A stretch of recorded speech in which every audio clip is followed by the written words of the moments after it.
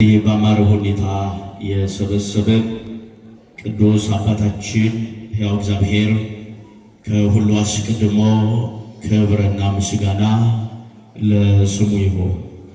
ክቡር አባታችን ክቡር መልአከ ገነት መምህር ልዑል ስብሐት የዚህ ታላቅ ቤተ መቅደስ አስተዳዳሪ፣ የዚህ ታላቅ ሕዝብ አባት፣ መካሪ፣ አስተማሪ ክቡር ቀሲስ መምህር ብርሃኑ የዚህ ደብሩ ሰባኪ ወንጌል፣ ዘማሪ ዲያቆን ኤፍራታ የዕለቱ ተጋባዥ እንግዳችን፣ ሊቃውንተ ቤተ ክርስቲያን፣ አባቶች ካህናት፣ ወንድሞች ዲያቆናት፣ በቅዱሱ ስፍራ ላይ የተሰበሰባችሁ ወደ እግዚአብሔር ቤተሰቦች፣ ምእመናን ወምእመናት ሁላችሁም በኃያሉ አምላካችን በሕያው እግዚአብሔር ፍጹም ሰላም እላችኋለሁ።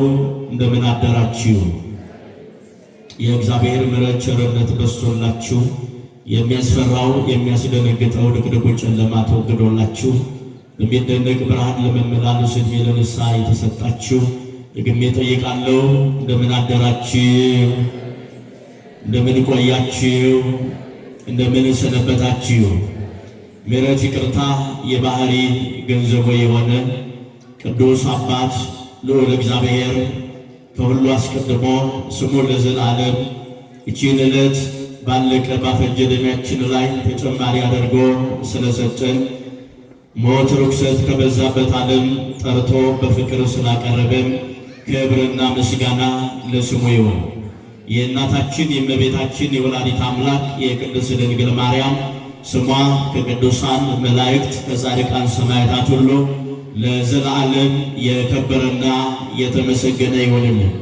እንደ እግዚአብሔር በጎ ሐሳብ እንደ እግዚአብሔር መልካም ፈቃድ በሚኖረን ጥቂት ደቂቃ የእግዚአብሔርን ቃል እየተማማርን እንቆያለን። አስተማሪ እግዚአብሔር መካሪ እግዚአብሔር በመካከላችን ተገኝቶ በጎ የሆነውን መልካም የሆነውን ደግሞም ለሕይወታችን የሚበጀንን ነገር እንዲነግረንና እንዲያስተምረን የአምላካችን የእግዚአብሔር መልካም ፈቃዱ ከሁላችንም ጋር ትሆንልን። የምንማማርበት የትምህርታችን ርዕስ የሚሆነው እኔ ፈዋሽ እግዚአብሔር ነኝ የሚል ይሆናል። ይሄ ቃል የጻፈልን ርዕሰ ነቢያት ሊቀ ነቢያት ታላቁ ሙሴ ነው። ሙሴ በዚህ በኦሪት ዘጸአት ላይ ስለ መውጣት በሚያወሳው በሚናገረው ከዚህ ከአምስቱ ብሔረ ኦሪት ከምንላቸው መጽሐፍቱ መካከል በዚህ በኦሪት ዘጸአት ላይ ምዕራፍ 15 ቁጥር 26 ላይ እንዲህ ይላል፣ እኔ ፈዋሽ እግዚአብሔር ነኝ ይላል። እስኪ ለእግዚአብሔር እንዲሰማ ድምፃችሁ ከፍ አድርጋችሁ ይህንን ቃል ተመሰከራላችሁ። እኔ በሉ ፈዋሽ እግዚአብሔር ነኝ። ፈዋሽ እኔ ማነኝ አለ። የቃሉ ተናጋሪ ክብር ምስጋና ለስም አጠራሩ ይሁንና ጌታችንና አምላካችን መድኃኒታችን ኢየሱስ ክርስቶስ ነው። ይህ ሳምንት እንግዲህ የዐቢይ ጾም አራተኛው ሰንበት ላይ አራተኛው እሁድ ላይ ደርሰናል። አራተኛው የዐቢይ ጾም ክፍል ወይም ሳምንት እንደ ታላቁ ሊቅ ቅዱስ ያሬድ ስያሜ መጻጉዕ በመባል ይታወቃል። ሊቁ ቅዱስ ያሬድ በዚህ ሰንበት በዚህ ዕለት ደግሞም በዚህ ሳምንት ስለ ጌታ ስለ ሕያው እግዚአብሔር ፍጹም ማዳን አብዝቶ ይናገራል። ድውያን ስለመፈወሱ፣ ለምጻሙ ስለማንጻቱ፣ ጎባጣውን ስለማቅናቱ፣ ሽባውንም ስለመተርተሩ አብዝቶ ይነግረናል።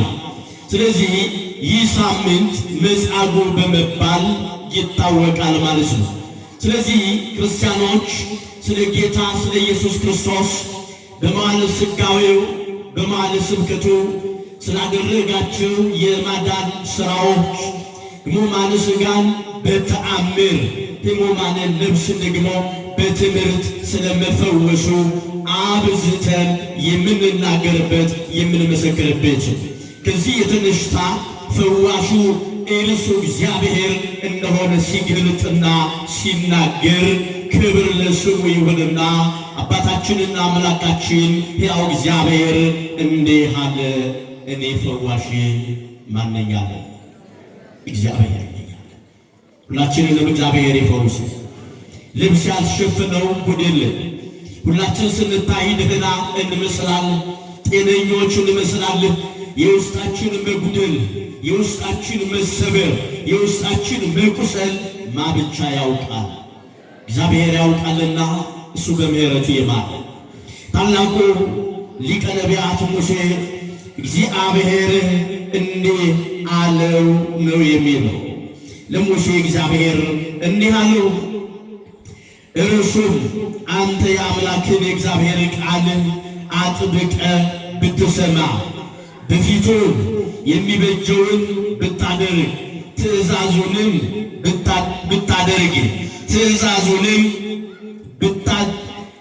ትእዛዙንም ብታደምጥ ሥርዓቱንም ሁሉ ብትጠብቅ በግብፃውያን ላይ ያመጣሁትን በሽታ አላደርስብህም። እኔ ፈዋሽ እግዚአብሔር ነኝ አለ። እግዚአብሔር ፈዋሽ ነው። እውነት አስብ።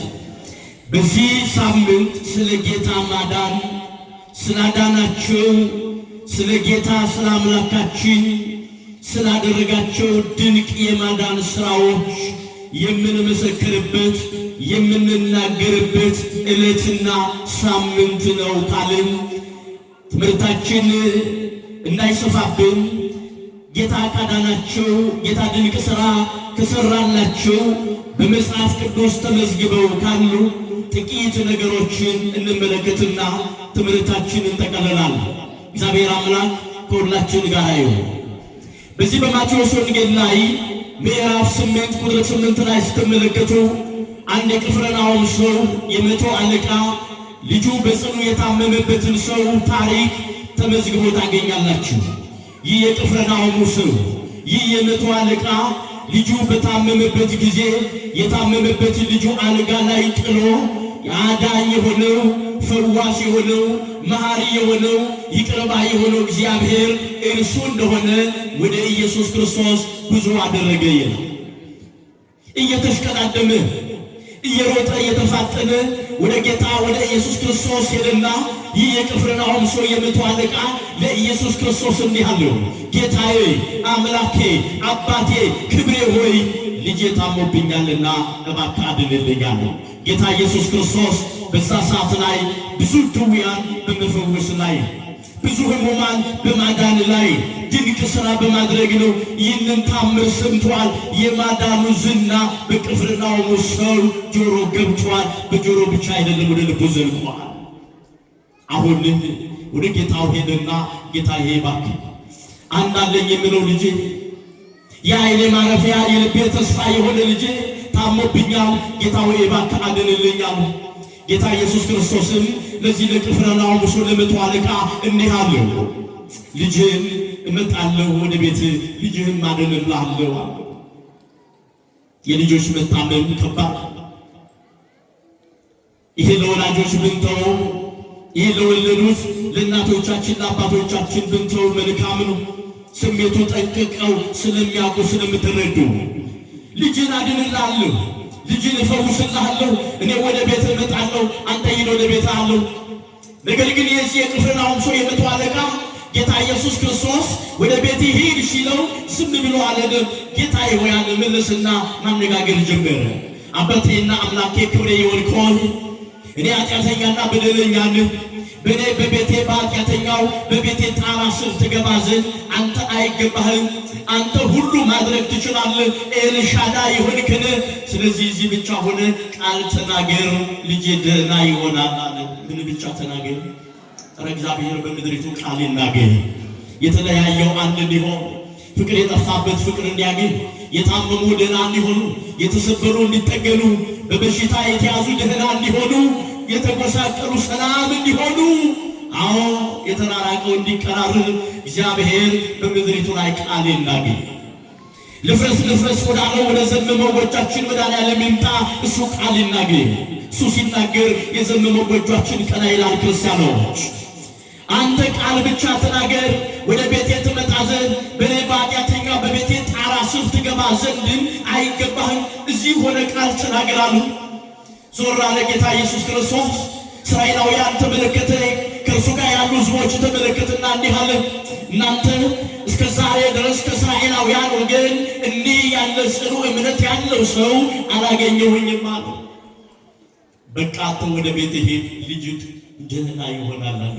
ያ የቅፍርናሆም ሰው ያ የመቶ አለቃ እየሮጠ እየተሽቀዳደመ ወደ ቤቱ ሲገባ ለዘመናት የታመመ አልጋ ላይ የወደቀ ልጁ ደህና ሆኗል። ክብር ለመድኃኒዓለም ይሁን። ደህና ሆኗል። ያ ታሞ አልጋ ላይ የወደቀ ልጁ እሱ ሲገባ ደህና ሆኗል። ቀጥ ብሎ ቆሟል። ከአልጋው ላይ ወርዷል።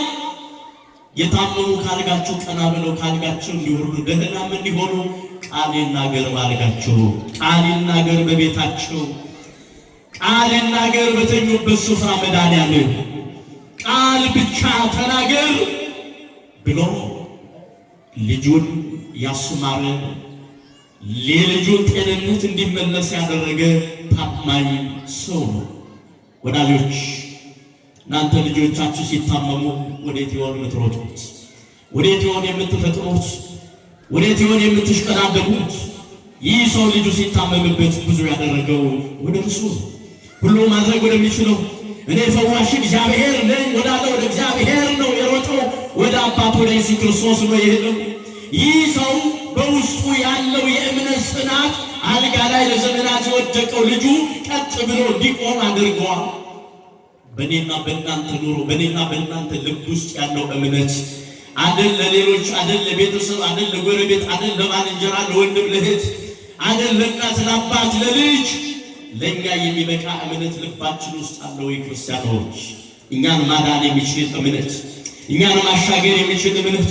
ለዚህ ነው በማርቆስ ወንጌል ምዕራፍ 9 ቁጥር 3 ላይ ለሚያምን ሰው ሁሉ ይቻላል አለ ጌታ መድኃኒታችን ኢየሱስ ክርስቶስ። ለሚያምን በእምነቱ ልጁን ያዳነ በአምላኩ ፊት ቆሞ ቃል ብቻ ተናገር ብሎ ልጁ አዳነ። ሰዓታችሁ እንዳንሻማ ወደ ሌላ የጌታ ማዳን ልውሰዳችሁ፣ ወደ አምላካችን ማዳን። በዛ በማርቆስ ወንጌል ላይ ምዕራፍ 5 ቁጥር 25 ላይ ስትመለከቱ የአንዲት ምስኪን ሴት ታሪክ ተመዝግቧል። 12 ዓመት እንደሚፈሳት የነበረች ሴት፣ እስራኤል ሀገር የምትኖር ሴት። ይቺ ሴት ሁሉ የሞላላት ሴት ናት። ክርስቲያኖች ምንም ያልጎደላት ሴት ናት። ሁሉ አላት፣ ሀብት አላት። አዎ ገንዘብ በመቃኝ ያላት ሁሉ የያዘች ሴት ናት። በእስራኤል ሀገር የምትኖር ግን 12 ዓመት እንደሚፈሳት አለች ሴት። ሰው ሁሉ ሸሽቷታል። ሰው ሁሉ ጠልቷታል። ሰው ሁሉ ወደ እርሱ አይቀርብም። ከውስጧ ከሚወጣው ደዌ መከርፋት የተነሳ ሰው ሁሉ ሸሽቷታል። የሚገርም ነው። በዚህ ሴት ላይ የሆነው ተቃራኒ ነገር ያለው ሰው፣ ኪሱ ሙሉ የሆነ ሰው፣ የሚሰጥ ሰው፣ የሚለግስ ሰው እንዴት ሊጠላው ይችላል? ሰው እንዴት ሊጠላው፣ ሰው እንዴት ሊሸሸው ይችላል? ይቺ ሴት ግን የሆነባት በሕይወቷ ተቃራኒ ነገር ነው።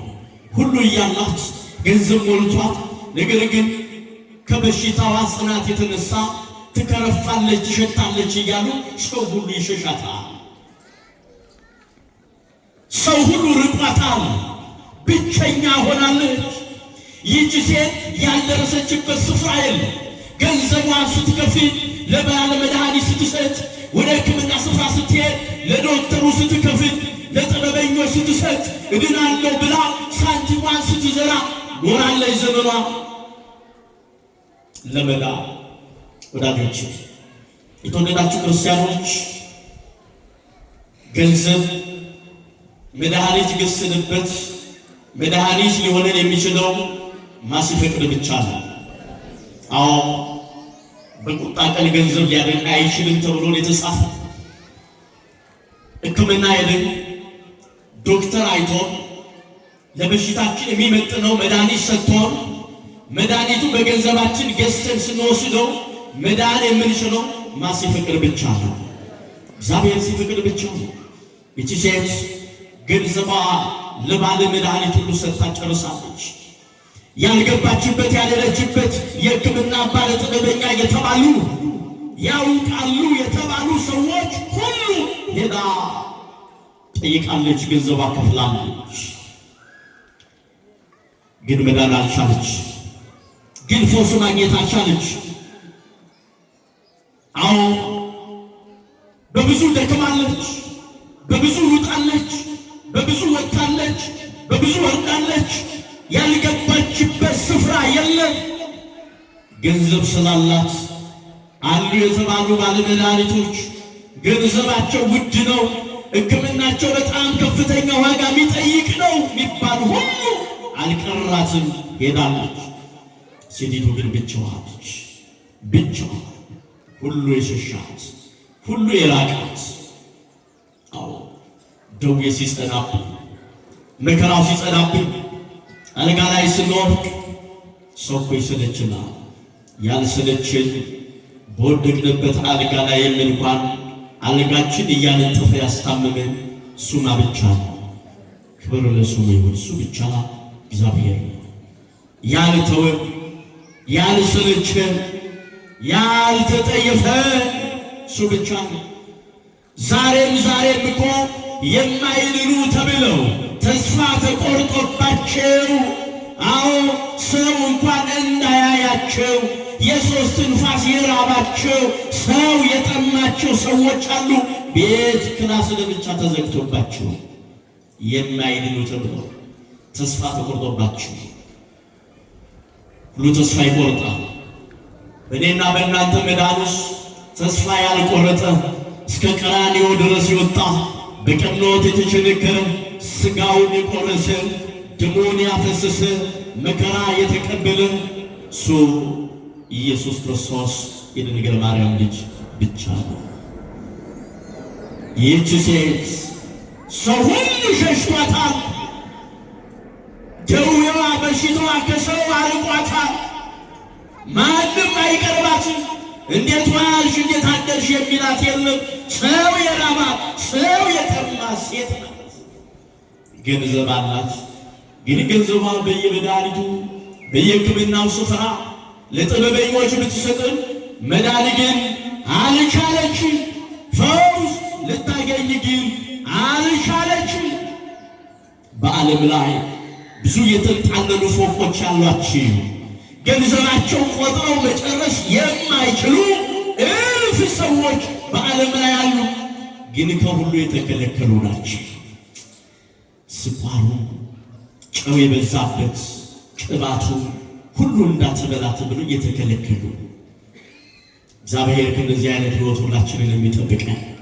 ጥበበኛው ሰሎሞን እንዲህ አለ። እዛ በመጽሐፈ ምሳሌ ምዕራፍ 15 ቁጥር 17 ነው።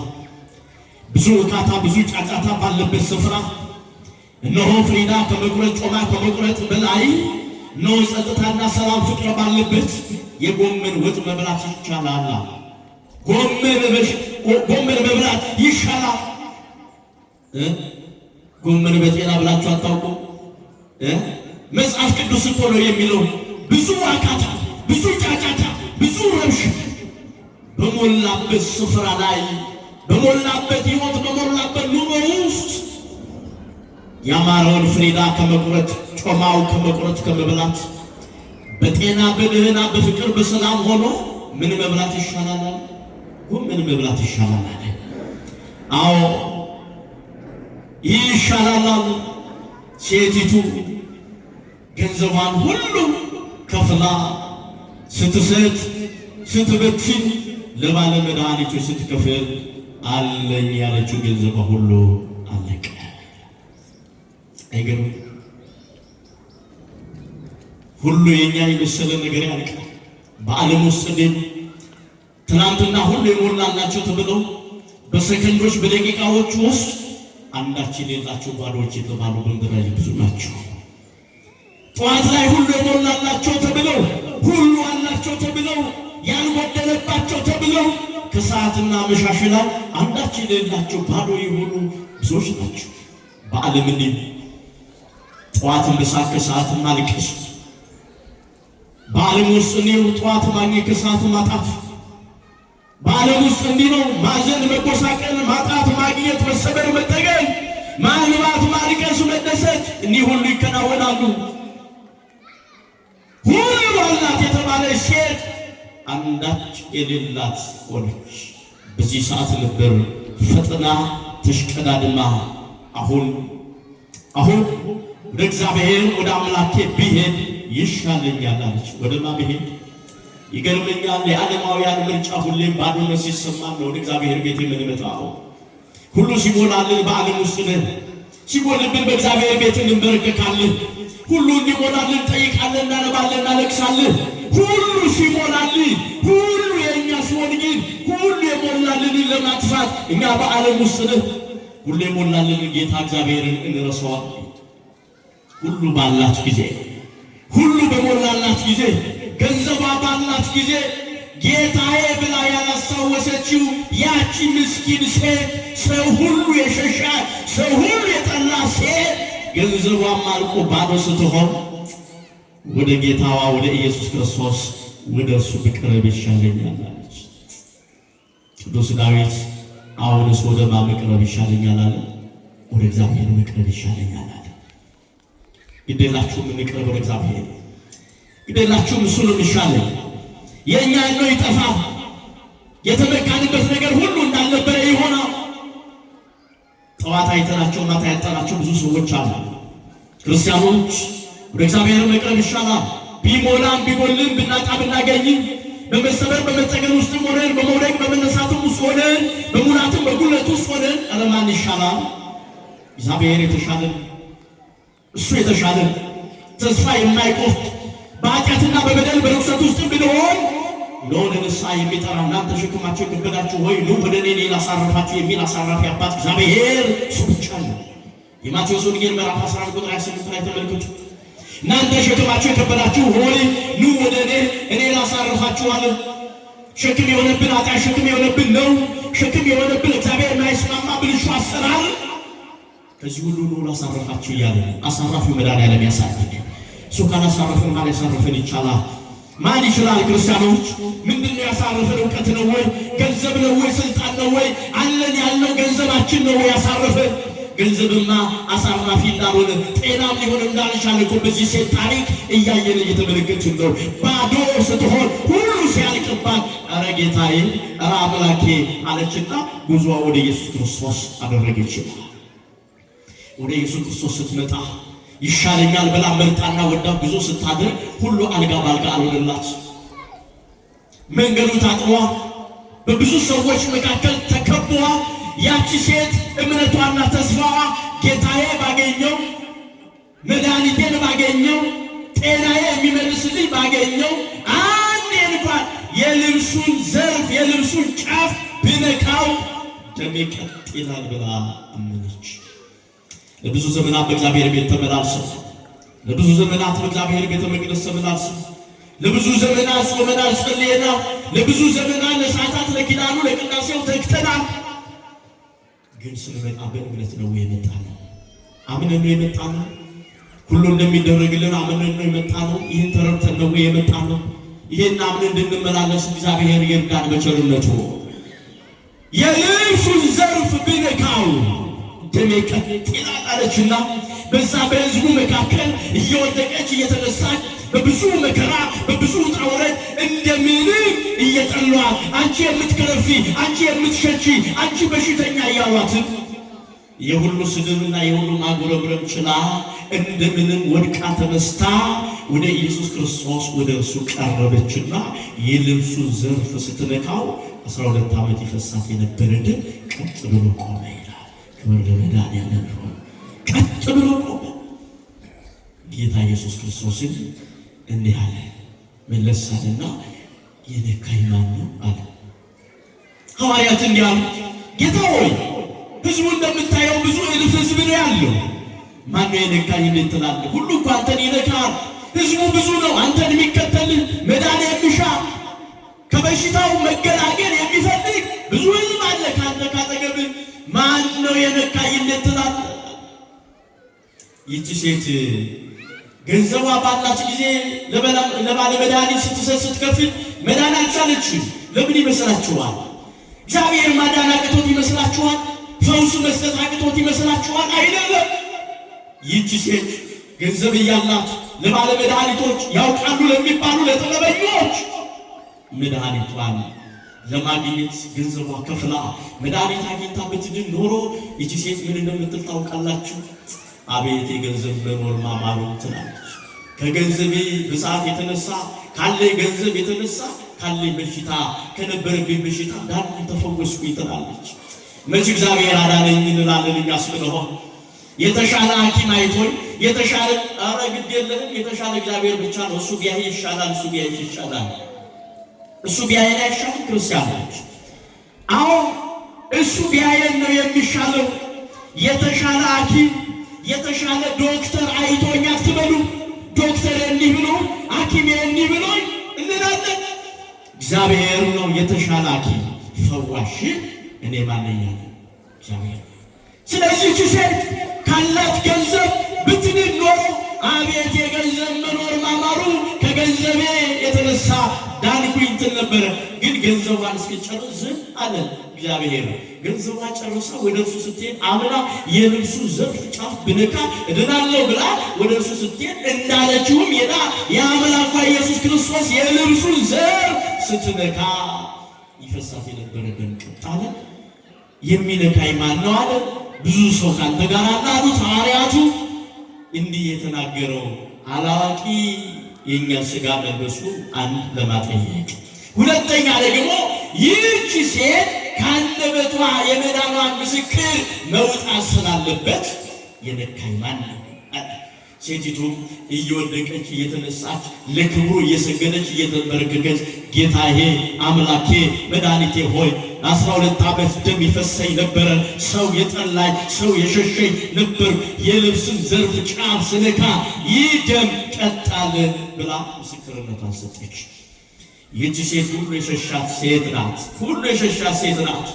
ግን ጌታ ኢየሱስ ክርስቶስ ምን አላት? ልጄ ሆይ ካለብሽ ደዌ ተፈውሰሻልና ዳግም ኃጢአትን አትስሪ አላት። ምን ያላት? ምን ሆይ አላት? ልጄ ሆይ አላት። ዓለም የጠላት ዓለም የገፋት ሰው ሁሉ የሸሻት ሴት እግዚአብሔር ግን ኢየሱስ ክርስቶስ ምን ያላት? ምንም ሰው ቢገፋም ሰው ምንም ያህል ቢጠላል ኃጢአታችን ቢሸት ቢከረፋም እግዚአብሔር ግን ልጆቼ እያለ በምሕረቱ ያኖረናል ክርስቲያኖች። ስለዚህ ይህች ሴት የሚገርም ነው። እምነቷ ከክርስቶስ ኃይል እንዲወጣ አድርገዋል። የእኛ እምነት ከክርስቶስ ኃይል እንዲወጣ ያደርጋል ወይ? ጥያቄ ያደርጋል። እምነታችን ከክርስቶስ ኃይል እንዲወጣ ያደርጋል ወይ? እንደዚህ ሴት ሳታችሁ አልሻማው ለምጠቅሉ ልምጣ። በዛሬው ዕለት ለ38 ዓመት አልጋ ላይ የወደቀ ሰው የለኝም የሚል መጽሐፉ በዮሐንስ ወንጌል ምዕራፍ 5 ላይ ለተጻፈ ያ በሽተኛ ጌታ ኢየሱስ ክርስቶስ ወደ ኢየሩሳሌም በሄደ ጊዜ አዎ 5 መጠበቂያ መመላለሻ ያላት ቤተሳይዳ የምትባል ስፍራ ነው። የጌታ መልአክ መጥቶ ያንን ውሃ ባናወጠው በባረከው ጊዜ የማያዩ ልምሾች የሆኑ አዎ አንካሶችም ሳይቀሩ በሽተኞች ሁሉ በዛ በውሃው ዳር ላይ ይጠብቁ ነበር። የጌታ መልአክ ግን ውሃው በባረከው ጊዜ ሁሉ ቀድሞ እየገቡ እየተፈወሱ ሄዱ ነበር ይላል። በዚህ መካከል አንድ መጻጉዕ የሚባል ሰው ነበር። መጻጉዕ ማለት በአልጋ ቁራኛ በደዌ ዳኛ የተያዘ ሕመምተኛ በሽተኛ ማለት ነው። ይህ ሰው ለ38 ዓመት አልጋ ላይ ወድቋል። ጠያቂ የለውም። ቤተሰቡ አይድንም ብለው ምናልባት እድል ቢገጥመው ከነዚህ በሽተኞች ጋር ይሁን ብለው አልጋ ላይ ጥለውት ሄደዋል። አንድ የኔ የሚለው ሰው የለውም። ብቸኛ ነው። የሚያነሳው ወደ ጸበሉ የሚወስደው የሚያስገባው የለም። 38 ዓመት አልጋው ላይ አይገርም? 38 ዓመት አልጋ ላይ ወድቋል። ጌታ ኢየሱስ ክርስቶስ ወደ እሱ ቀረበና ወደ መጻጉዕ መዳን ትወዳለህ አለ። አሁን ክርስቲያኖች 38 ዓመት አልጋ ላይ የወደቀ መጻጉዕ ይህ ጥያቄ ለሱ ምንድን ነው? ሁሉ ትተውት እየተፈወሱ የዳኑ የወጡ 38 ዓመት አልጋ ላይ ወድቆ መዳን ትወዳለህ ማለት ምን ማለት ነው? አያችሁ፣ የኛ ጌታ የነጻነት አባት ነው። በነፃነት ማዳን ስለሚችል ማዳን ስልጣኑ ስለሆነ ብቻ ዳና ይልቅ ጌታ ኢየሱስ ክርስቶስ እኮ ወደዛ ወደ ቤተ ሳይዳ ሲገባ ብዙ ሕመምተኞች ነበሩ። ልክ እንደገባ አንተ ብድግ በል ተነስ ብሎ እኮ ሁሉን አላዳነ መጻጉዕ መዳን ትሻለህ አለው። አዎ ነገር ግን ሰው የለኝም። ዛሬ ሰው የለም የሚሉ ብዙ ሰዎች አሉ። እናት ወልዳ ልጅ አሳድጋ አስተምራ ደክማ ዛሬ ልጇ ልጅ አልሆን ብሏት እናት ልጅ የለኝም ትላለች። ሰው የለኝም እንላለን። ሰው በጠፋም ጊዜ ሰው የለም ባል ጊዜ ሰውም ሆኖ ከኛ ጋር የሆነ ያዳነን ይፈውስን እሱ ብቻ ነው፣ እግዚአብሔር ብቻ። አዎ ግን ሰው የለኝም በል አልጋን ተሸክመ ሄድ። በጣም የሚገርም ነው። ለሰባት ቀን ለአንድ ሳምንት እንኳን አንድ ሰው ታሞ ወባ እንኳን ቢዘው አደላ አልጋ የተኛበት ጃኬቱ መልበስ መሸከም ያቅተዋል። 38 ዓመት አልጋ ላይ የወደቀ ሰው መጻጉዕ በል ተነሳና አልጋን ተሸክመ ይሄዳል። ጌታ ሲፈውስ ከመጨረሻው ነው ወዳጄ። ደም አይቀዳም፣ ላብራቶሪ አይገባም፣ ልመርምር አይልም። አልጋን ተሸክመ ሄድ ሲለው ያ መጻጉዕ ብድግ አለና ከፍ አልጋውን ተሸክሞ ሄደ። ለ38 ዓመት የተሸከመችው አልጋ ተራው ደግሞ እሱ ተሸከማት። ይህ ብዙ ምስጢር አለው። ቀራንዮ ላይ ጌታ ኢየሱስ ክርስቶስ ዕፀ መስቀሉ ይሸከማል። ገና ወደዛ ታሪክ አልገባም። አልጋን ተሸክመ ሄድ ሲለው ብድግ አለና መጻጉዕ አልጋውን ተሸክሞ ሄደ። ነገር ግን ዳግም እንዳትበድል ተጠንቀቅ አለው። ዳግም ምን እንዳትል ያድነናል እግዚአብሔርማ፣ ይፈውሰናል እግዚአብሔርማ፣ ሁሉ ቻይ ነው። ነገር ግን ሁሌ በኃጢአት ሁሌ በበደል እየፈረስንበት ተቸገርን። አዎ እግዚአብሔር የሚፈውስ የፈዋሽ እግዚአብሔር ነው። ሰው የለኝም አትበሉ። ቀራንዮ ላይ ላንተ ነው ዋጋ የተከፈለልህ፣ ደሙ ያፈሰሰልህ፣ ሥጋ የቆረሰልህ ላንቺ ነው። እህቴ ብዙ ዋጋ የተከፈለልሽ እናቴ ላንቺ ነው። ጌታ ኢየሱስ ክርስቶስ በአይሁድ የተገረፈልሽ ወዳጄ ላንተ ነው። አንተ የቆሰለልህ ላንተ ነው የሞተልህ። ለእንስሳው አይደለም፣ ለዱር አራዊቱ አይደለም፣ ለሰማይ አዕዋፋቱ አይደለም፣ ለመላእክቱ አይደለም። ጌታ የሞተው ለማን ነው? ለእኔና ለእናንተ ለሰዎች እኮ ነው። ታዲያ ይሄንን ጌታ ይዞ ሰው የለኝም ለምን ትላለህ? ብዙ ሰዎች ብትጠይቋቸው ሰው የለኝም ብቸኛ እኮ ነኝ ይላሉ። ኧረ ስላንተ ብዙ የሆነልህ ጌታ አለ። ኧረ የሞተልህ አለ። ኧረ የተሰቀለልህ አለ። ኧረ እሱ ጎንበስ ብሎ ቀና ያደረገ አባት አለ። ክብር ለስሙ ይሁን። ስለዚህ በዛሬው ዕለት ስለ ጌታ ማዳን በሰፊው የሚነገርበት ነው። ሊቁ ቅዱስ ያሬድ በሰፊው የዘመረበት ያመሰገነበት ሳምንት ነው። ይህ ዕለት ነው፣ ሰንበት ነው ክርስቲያኖች። ስለዚህ